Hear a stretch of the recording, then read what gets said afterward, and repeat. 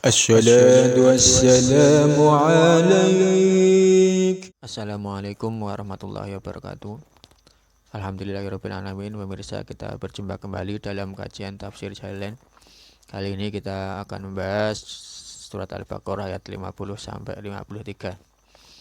Namun seperti biasa, sebelum kita menuju ke tafsir Jalalain, terlebih dahulu kita baca secara tartil surat Al-Baqarah ayat 50 sampai 53. Kemudian kita maknai tafsir Jalalainnya dengan makna Jawa, dan pada sesi terakhir kita beri penjelasan dalam bahasa Indonesia. Dan tak lupa kami ingatkan bahwa dalam kita belajar ini, mari betul-betul kita niati beribadah, menjalankan perintah Allah dan mengikuti tuntunan beliau Rasulullah SAW. Mudah-mudahan apa yang kita dapatkan nanti betul-betul menjadi ilmu yang manfaat, maslahah barokah fid dini wad dunya wal akhirah. Amin amin ya rabbal alamin. أعوذ بالله من الشيطان الرجيم. وإذ فرقنا بكم البحر فأنجيناكم وأغرقنا آل فرعون وأنتم تنظرون. وإذ واعدنا موسى 40 ليلة ثم اتخذتم العجل من بعده وأنتم ظالمون. ثم عفونا عنكم من بعد ذلك لعلكم تشكرون. وإذ آتينا موسى الكتاب والفرقان لعلكم تهتدون. صدق الله العظيم. Bismillahirrahmanirrahim. Wadhkuru lan padha ilinga sira kabeh idz faraqna ing dalem nalikane misah kita. Falakna tegese nyigar kita bikum sebab sira kabeh, bisa bikum tegese kelawan sebab sira kabeh. Misah al-bahra ing segara hatta dakhaltumuhu sehingga padha manjing sira kabeh ing bahar haribina hale kang padha mlayu min aduwikum saking musuh sira kabeh. Fa'anjaina kumangka nyelametake kita ing sira kabeh minal gharaqi saking kerem wa aghraqna lan ngeremake kita ala Fir'auna ing keluargane Fir'aun. Kaumahu tegese kaum Fir'aun mahu sartane Fir'aun. Wa antum hale utawi sira kabeh kutang duruna padha nyawang sira kabeh. Ilan dibakil bahari maring nelangkepe segara alaihi ing atase ali Fir'aun. Wa idwa adna lan ing dalam nalikane janji kita bi alifin kelawan alif wa dunya lan tanpa alif. Musa ing Nabi Musa arba'ina ing dalem 40 hapane lailatan wengine. Nuktihi tegese paring kita ing Musa indang kita ya ing dalem nalikane tutuke arba'ina lailah. At-Taurata ing Taurat li ta'malu supaya ngamal sira kabeh biha kelawan Taurat. Tsumma takhatum nuli padha ngalap sira kabeh al-ijla ing pedet emas. Alladzi saghahu kang nyetak ing ijl lakum maring sira kabeh sapa Samiriyu Samiri Musa Samiri. Ilahan ing dadi pangeran mimbadi saking sawise budalane Musa.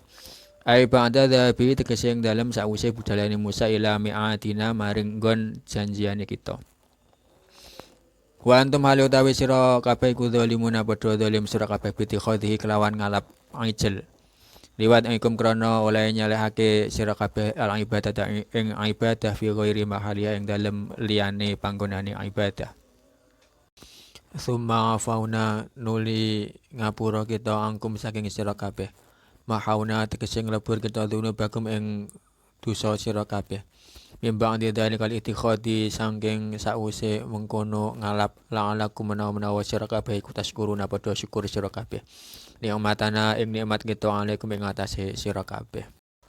Wa id ataina lan ing dalem nalikane paring kita Musa ing Nabi Musa alkitab ing kitab Taurat tegese Taurat wal Furqana tegese kitab kang misahake atfu tafsirin utawi wawu iku ataf tafsir. Ayat Fariqah tegese kitab kang bedakake kang misahake bainal haq ing dalem antarane perkara kang hak wal batil lan perkara kang batil.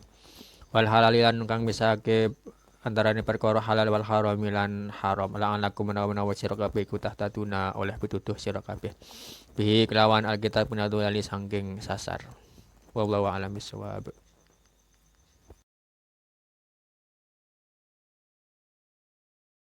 Wadhkuru dan ingatlah wahai kaum Bani Israel. Idh falaqna bikum bisababikum al-bahra. Ketika kami pisahkan atau kami belah lautan untuk kalian atau sebab kalian. Hatta dakhaltumuhu hingga kalian bisa masuk ke lautan tersebut atau kalian bisa melintasi lautan tersebut. Haribina min aduikum ketika kalian lari dari musuh-musuh kalian yakni Fir'aun dan bala tentaranya. Fa'anjainakum maka kami selamatkan kalian semua minal ghoroqi dari tenggelam. Jadi ketika kaum Bani Israel lari dari kejaran Fir'aun, mereka semua menemui jalan buntu karena di depan mereka terdapat laut merah yang luas. Maka pada saat yang genting itu Allah Subhanahu wa taala memberikan mukjizat kepada Nabi Musa. Nabi Musa diperintah untuk memukulkan tongkatnya ke lautan.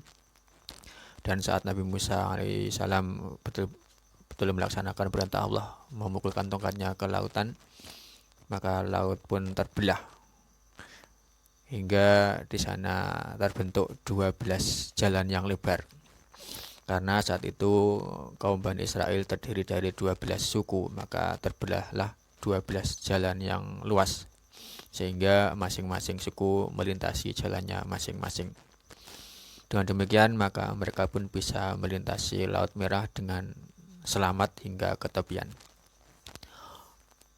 Lalu wa aghraqna ala fir'aun qaumahu ma'ahu, dan kami tenggelamkan keluarga Fir'aun.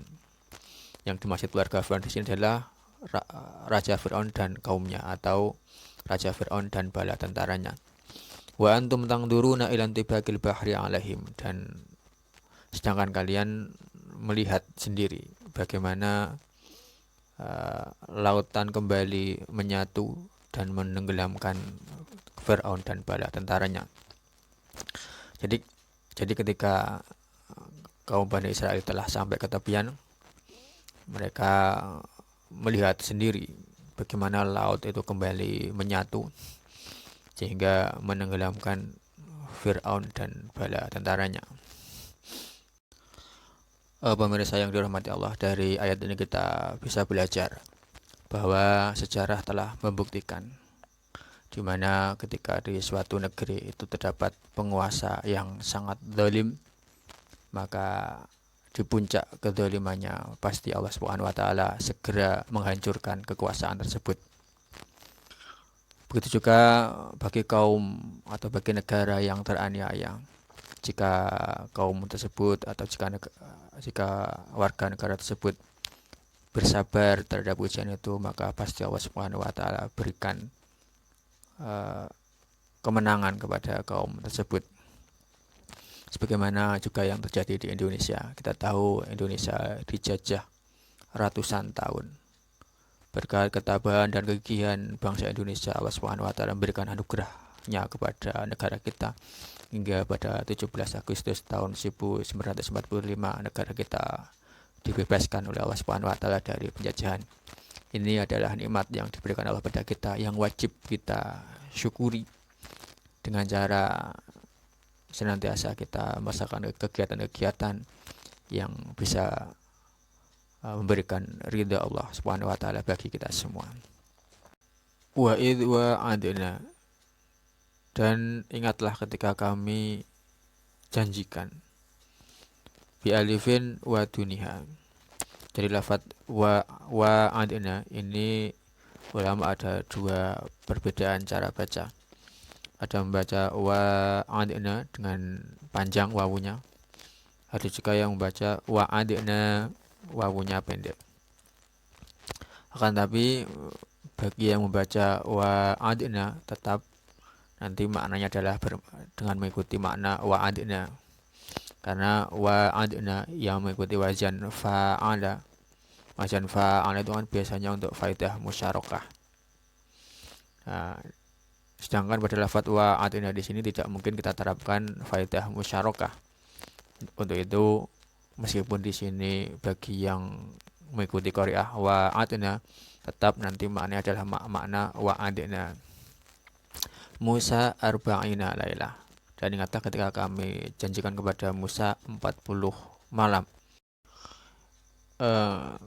Tentunya meskipun di sini disebutkan 40 malam, itu maksudnya adalah 40 siang dan 40 malam. Bukan hanya 40 malam saja, siangnya tidak ya. Kenapa di sini disebutkan malam? Karena malam adalah waktu yang sangat tenang dan yang sangat nyaman, atau waktu yang sangat tepat digunakan untuk bermunajat pada Allah Subhanahu wa taala. Nu'tihi yang endang kita ya Taurat li ta'malu biha. Artinya kami janjikan kepada Musa akan diberikan Taurat setelah selesainya masa riyadhah 40 malam, agar Nabi Musa dan kaumnya bisa beramal dengan Taurat. Jadi Taurat ini sebagai pedoman hidup mereka. Tsumma takhadtumul ajla alladzi syaghahu lakum as-samiriyu ilahan. Lalu kalian semua menjadikan anak sapi yang telah dicetak atau ditempa oleh Samiri, kalian jadikan sebagai Tuhan. Mimba antihi ay ba'da dhahabi ila mi'atina, setelah kepergian Musa. Artinya setelah Musa meninggalkan kalian untuk memenuhi perjanjian dengan kami. Jadi setelah Nabi Musa alaihissalam pergi ke Gunung Tursina untuk riyadhah atau beribadah selama 40 hari 40 malam, lalu umat-umatnya Nabi Musa, yakni kaum Bani Israel yang ditinggal, sudah melakukan penyelewengan. Padahal itu Nabi Musa masih hidup dan hanya ditinggal 40 hari. Ternyata mereka melakukan penyelewengan akidah. Ini tidak lepas dari peran seorang laki-laki yang bernama Samiri. Siapa Samiri? Samiri itu adalah nama aslinya adalah Musa. Jadi Samiri ini nama panggilan. Nama aslinya juga Musa, sama dengan Nabi Musa. Musa Samiri ini dia adalah anak hasil zina. Karena ibunya malu memiliki anak hasil zina, maka setelah lahir dibuang, ditinggal di suatu tempat. Hingga akhirnya Musa Samiri ini dirawat oleh Jibril alaihissalam. Hingga akhirnya Samiri ini tumbuh besar dan dia bisa melihat Jibril karena dia memang dirawat oleh Jibril. Dan akhirnya dia mengetahui bahwa pasir bekas pijakan kakinya kuda, bekas pijakan kaki kudanya Jibril, itu jika diletakkan pada sesuatu yang mati bisa memberi kesan seolah-olah benda itu hidup. Nah, ketika Nabi Musa pergi meninggalkan Bani Israel, maka Musa Samir ini yang dia adalah orang munafik, dia tidak menyia-nyiakan kesempatan itu. Dia menyuruh kaumnya untuk membuat patung anak sapi dari emas. Setelah itu mulutnya diberi debu atau pasir dari bekas pijakan kudanya Jibril. Maka sapi itu pun mengeluarkan suara seperti suara sapi. Hingga akhirnya sapi itu disembah oleh Bani Israel. Hingga semua orang Bani Israel kecuali hanya 12.000 saja yang tidak menyembah. Bayangkan, padahal jumlahnya itu ratusan ribu orang dan hanya 12.000 yang tidak menyembah anak sapi. Jadi betul-betul kemurtatan yang luar biasa banyak saat itu. Ya, inilah kaum Bani Israel, kaum yang di zaman Nabi Musa masih hidup saja sudah melakukan banyak penyelewengan. Apalagi setelah Nabi Musa tiada, maka tidak mengherankan jika mereka melakukan banyak sekali kerusakan-kerusakan di muka bumi ini. Hingga di zaman Rasulullah SAW mereka pun juga banyak sekali menyusahkan Rasulullah SAW. Pemirsa yang dirahmati Allah, dari sini kita juga bisa mengambil satu pelajaran yang sangat berharga, di mana di zaman itu hidup dua orang yang sama-sama bernama Musa. Yang satu Musa yang dirawat Fir'aun, dan yang satu lagi Musa yang dirawat oleh Jibril alaihissalam. Nah, dari sini kita bisa lihat bahwa ternyata Musa yang dirawat Fir'aun malah menjadi nabi, dan Musa yang dirawat Jibril ternyata malah menjadi orang munafik. Dari sini kita bisa belajar bahwa ternyata pembimbing atau orang yang merawat kita itu bukanlah segala-galanya. Meskipun guru pembimbing itu sangat penting, kan, tapi dia bukan segala-galanya. Karena apa? Karena di atas itu semua ternyata yang paling penting adalah taufik hidayah Allah Subhanahu wa taala. Karena bagaimanapun keadaan kita, jika tidak ada taufik hidayah Allah Subhanahu wa taala, maka akan sia-sia. Semua akan berakhir dengan keburukan-keburukan. Untuk itu, bagi kita yang mungkin lahir di lingkungan yang kurang baik, maka tidak usah pesimis, karena toh Nabi Musa yang dirawat oleh Firaun saja bisa menjadi seorang rasul. Dan bagi kita yang mungkin lahir dari keluarga yang baik, dari lingkungan yang baik, dari guru-guru yang baik, jangan juga merasa bangga karena Musa yang dirawat oleh Jibril saja ternyata menjadi orang munafik. Dan di atas segala-galanya itu adalah taufik hidayah Allah Subhanahu wa taala. Taufik hidayah Allah inilah yang sangat menentukan apakah kita menjadi orang baik atau menjadi orang buruk. Maka hendaknya kita tak henti-hentinya kita selama hidup kita ini, kita senantiasa bermujahadah, mendekatkan diri pada Allah, memohon taufik hidayah Allah Subhanahu wa taala. Karena kita tidak tahu apa yang akan terjadi di depan. Maka hendaknya kita setiap saat, setiap waktu harus senantiasa memohon taufik hidayah Allah Subhanahu wa taala. Hingga dengan taufik hidayah itu kita akan dituntun menuju ke jalan yang lurus. Dan barang siapa yang Allah takdirkan senantiasa mendekat pada Allah, senantiasa memohon taufik hidayah Allah Subhanahu wa taala, itulah tanda-tanda dia akan menjadi orang yang bahagia selamat dunia dan akhirat. Baik, mari kita lanjutkan pembahasan kita. Wa antum dzalimun, dan kalian adalah orang-orang yang zalim atau orang-orang yang aniaya. Bitikhadihi, dikarenakan kalian mengambil anak sapi sebagai sesembahan kalian, sebagai Tuhan kalian. Liwat ikum al ibadah fi ghairi mahaliha, karena kalian menempatkan peribadatan bukan pada tempatnya. Artinya kalian menyembah sesuatu yang tidak layak untuk disembah. Tsumma afauna ankum mahauna dzunubakum, lalu kami ampuni kalian, artinya kami lebur dosa-dosa kalian. Min ba'di dzalikal ittikhadi, setelah kalian mengambil anak sapi itu sebagai Tuhan. La'allakum tashkurun, agar kalian bersyukur nikmatan alaikum, terhadap nikmat-nikmat yang kami berikan kepada kalian. Ya, dari sini bisa kita lihat betapa Allah Subhanahu wa taala itu adalah Maha Pengampun dan Maha Pemurah. Ketika kaum Bani Israel yang baru saja mendapatkan nikmat diselamatkan dari Fir'aun, ternyata mereka sudah melakukan penyelewengan yang luar biasa. Mereka melakukan kemusyrikan dan kemurtadan yang luar biasa, namun ternyata Allah Subhanahu wa taala masih mengampuni mereka dan tidak memberikan azab secara langsung kepada mereka. Wa id ataina Musal kitab at-Taurah, dan ingatlah ketika kami berikan kepada Musa kitab Taurat. Wal furqana atfu tafsirin, jadi wawu pada lafadz wal furqan ini adalah ataf tafsir, bukan ataf nasak yang fungsinya adalah limutlaqil jam'i ya. Jadi furqan di sini sebagai keterangan atau penjelasan dari kitab, bahwa kitab Taurat ini adalah furqan atau pembeda atau pemisah.